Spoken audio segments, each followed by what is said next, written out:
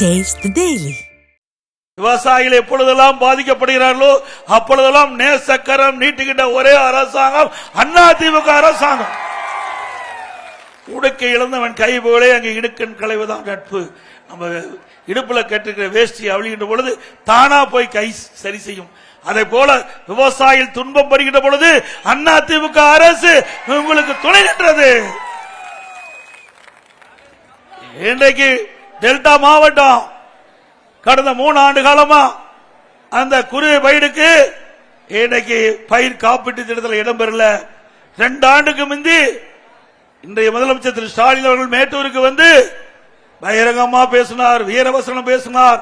நானும் டெல்டா காரன் அப்படின்னு வீரவசனம் பேசி தண்ணி திறந்து விட்டார் மேட்டூர்ல. இங்க தண்ணி வந்து சேர்ந்தது.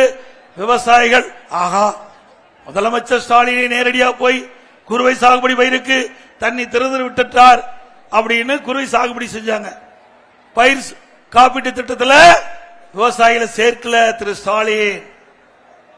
கடைசியில விளைகின்ற பொழுது தண்ணி இல்ல, மேட்டூர் அணை வறண்டு போச்சு. அறுவடை செய்கின்ற அந்த பருவத்தில் தண்ணி இல்லாம குறுவை சாகுபடி பயிர்கள் காய்ந்து தீஞ்சு பெரும் நஷ்டத்துக்கு ஆளானார்கள் விவசாயிகள். இதுதான் ஸ்டாலின் மாடல் அரசாங்கம். இதே அனைத்து இந்திய அண்ணா திராவிட முன்னேற்ற கழகம் இருக்கின்ற பொழுது பயிர் காப்பீட்டு திட்டத்தில் விவசாயிகளை இணைத்து விவசாயிகள் எப்பொழுதெல்லாம் இயற்கை சீற்றத்தின் மூலமாக பாதிக்கப்படுகிறார்களோ அப்பொழுதெல்லாம் விவசாயிகளுக்கு இழப்பீட்டு தொகையை கொடுத்த ஒரே அரசாங்கம் அதிமுக. இந்தியாவிலேயே அனைத்து இந்திய அண்ணா திராவிட முன்னேற்ற கழக அரசு அம்மா அரசு தான் சுமார் 12,000 கோடி பயிர் காப்பீட்டு திட்டத்தின் மூலமாக இழப்பீட்டை பெற்று தந்த இந்தியாவிலே முதல் அரசாங்கம் அதிமுக அரசாங்கம். விவசாயிகளை வஞ்சிக்கின்ற அரசு திமுக அரசு, விவசாயிகளை வாழ வைக்கின்ற அரசு அதிமுக அரசு.